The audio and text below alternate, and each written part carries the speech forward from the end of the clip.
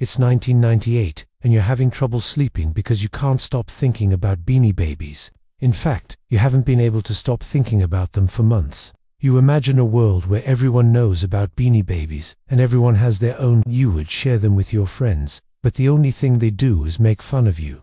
They say things like, "Shut up, nerd," or "You're so lame." You can't help it. You love Beanie Babies. And besides, your secret stash is all grown-ups. No one needs to know about it, not even your parents. One night you decide to take action. You sneak into your parents' bedroom, open their closet, grab a few expensive pieces of clothing, sell them online, and use the money to buy more Beanie Babies.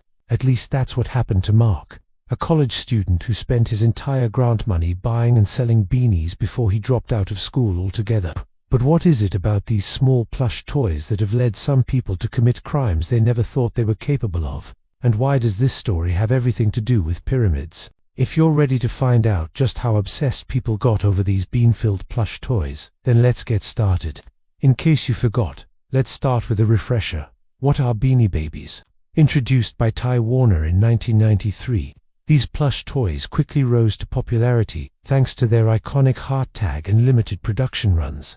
By 1997, kids everywhere were clamoring for the latest release, and parents were turning to eBay, the hot new internet marketplace, to fulfill their kids' every desire, sometimes paying upwards of $500 per Beanie Baby. Although most were happy with their prized possession, there was a growing group of adults who saw the value of their toy skyrocket and decided to hang on to them in hopes that they would be worth even more money someday.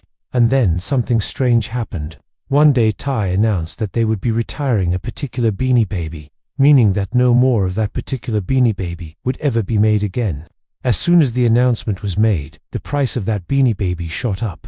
After all, if no more were being produced, then the ones that collectors already owned were suddenly much rarer. Of course, this wasn't the first time that collectors had seen the price of an item increase due to retirement. But while baseball cards and coins typically saw a bump of a few dollars at most, Beanie Babies could suddenly be worth tens of thousands of dollars more. And when something is rare, people want it. By the late 90s, the average person had no idea how much money was being made off of the Beanie Baby craze. In fact, by 1997, it was estimated that over $1 billion worth of Beanie Babies was sold each year, making them one of the top 10 grossing toys of all time. And while kids couldn't understand why anyone would want to own a toy that they had outgrown, adults realized that they had found the perfect way to invest their money. After all, how could something that's fun to own go down in value? It might surprise you to learn that the first mention of Beanie Babies on eBay was not a listing, but a warning.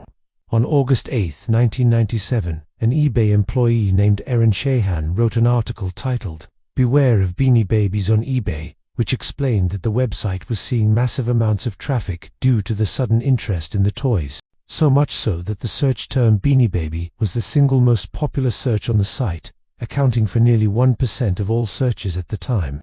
He goes on to explain that most of the listings were of the Princess the Bear variety, a Beanie Baby that was only available in certain regions.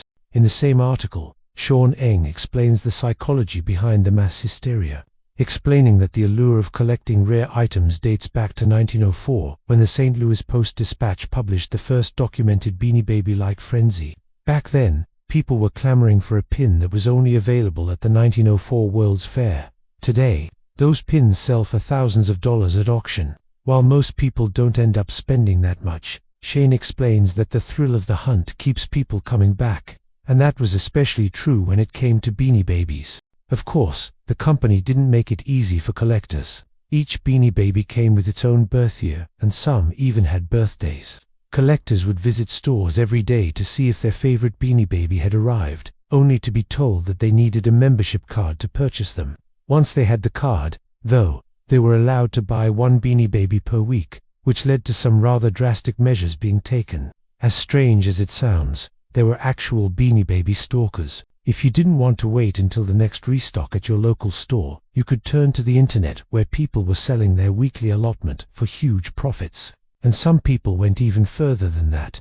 In 1999, 2 California teenagers were arrested after stealing $3,200 worth of Beanie Babies from Mervyn's department store.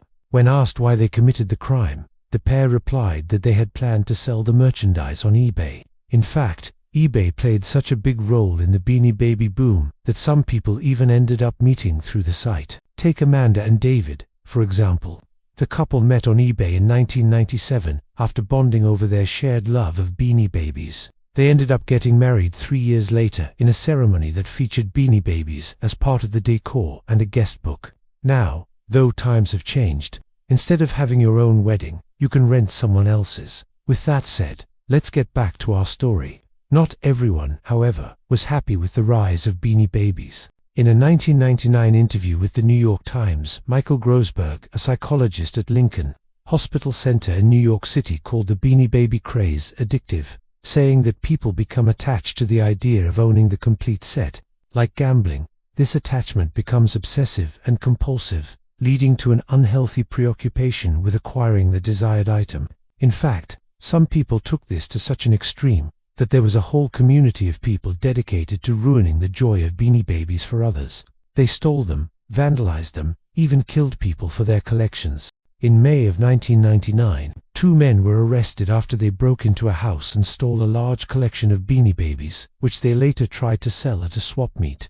Although the owners were eventually reunited with their beanies, the same couldn't be said for Eric Storm, who was beaten to death by 2 men who wanted his collection.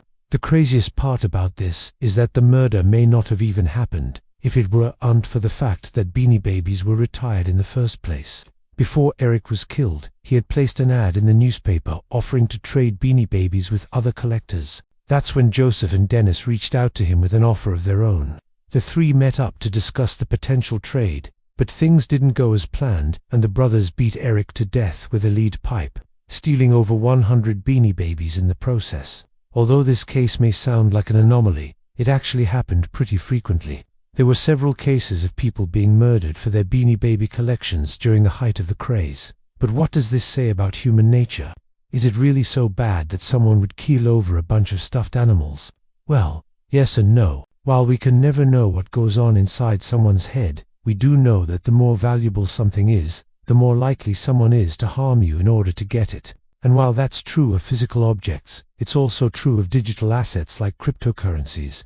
Today, people will fight, steal, and even kill to get their hands on crypto, which can sometimes be worth millions. And the same was true of Beanie Babies, except that instead of investing in a cryptocurrency wallet, you simply invested in Beanie Babies. And if you did that, you might have ended up making a lot of money. At the height of the Beanie Baby boom, people were willing to pay upwards of $22,000 for a single Beanie Baby, which meant that someone who bought in early could retire comfortably. But if you held on too long, you could lose everything. Take Tom, a man who spent his entire life savings on Beanie Babies. By the time he was done, he had over 1,000 different varieties of the plush toy.